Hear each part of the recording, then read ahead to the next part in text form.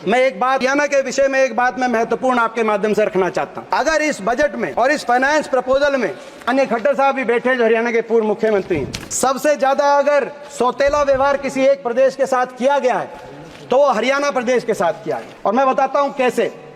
जैसा कि अभी बताया जा रहा था कि हर प्रदेश केंद्रीय टैक्स कलेक्शन में हर प्रदेश अपनी तरफ से कोई भागीदारी करता है। कितना केंद्र एक प्रदेश में से लेती है और कितना उस प्रदेश को वापस देती है। हरियाणा से जीएसटी में हम देखें, जीएसटी टोटल क्या कलेक्शन में 7% देश की जीएसटी हरियाणा से आ रही है, 7.10%। और हरियाणा को वापस कितना मिल रहा है, जो केंद्र की तरफ से प्रदेशों में दी जाने वाली राशि वापस कितनी मिल रही है, मात्र 1.009%, यानी कि 1% के करीब। यानी कि दूसरे शब्दों में कहा जाए, हरियाणा से 7 रुपया केंद्र सरकार ले रही है और केवल 1 रुपये वापस दे रही है। और अगर प्रतिशत में बात करें तो 15%, 100 रुपये केंद्र सरकार हरियाणा से ले रही है और 15 रुपये वापस दे रही है। ये पूरे देश में सबसे कम अगर किसी एक प्रदेश को दिया जा रहा है, हरियाणा को दिया जा रहा है। तो पूरे देश में 29 प्रदेशों में आज हरियाणा एक प्रदेश है जहां सबसे कम 15% ही केंद्र सरकार वापस दे रही है।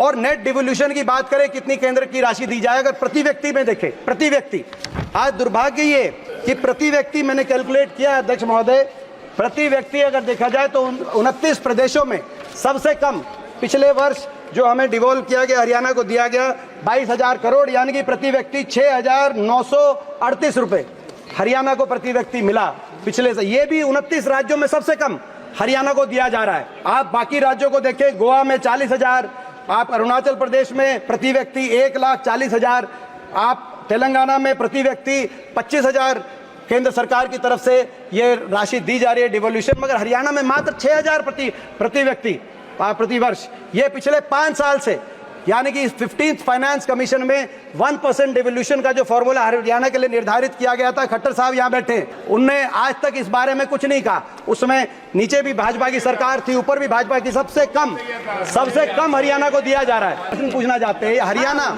जिसकी आबादी देश में, हरियाणा का क्या कसूर है? हमारी आबादी देश में 2.1% है, क्या हमारा ये कसूर है? देश का क्षेत्रफल हरियाणा का 1.34% है।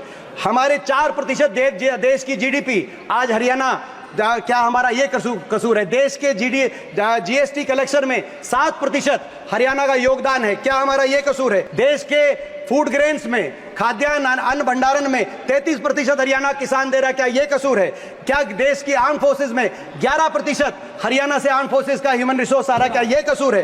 क्या देश के मेडल 50% देश के मेडल हरियाणा से आ रहे हैं, क्या ये कसूर है? और इसके बाद हरियाणा में 29 प्रदेशों में सबसे कम हरियाणा को मात्र 1% केंद्र से मिलने वाली राशि मिल रही है। और आपने देखा बजट में, हमें इस बात का दुख नहीं है कि बजट में हरियाणा का नाम तक नहीं लिया गया, इस बात का तो दुख तो है। लेकिन आपने देखा कि खेलो इंडिया का बजट, आज देश के 3 मेडल आए, जिसमें से 2 हरियाणा खिलाड़ी लेके आए। खेलो इंडिया का बजट भी जो 2200 करोड़ खेलो इंडिया का बजट रखा गया, उसमें भी मात्र 60 करोड़ हरियाणा को, यानी कि 2% बजट। खेल का बजट भी हरियाणा में और गुजरात में 500 करोड़ का बजट दिया गया, 20% खेलो इंडिया का, जहां से 1 खिलाड़ी मेडल। तो आज मैं समझता हूं कि अन्याय है। और पिछले 10 वर्ष में इन्होंने कोई एक परियोजना केंद्र सरकार की तरफ से, भाजपा सरकार की तरफ से हरियाणा को तो मिली नहीं।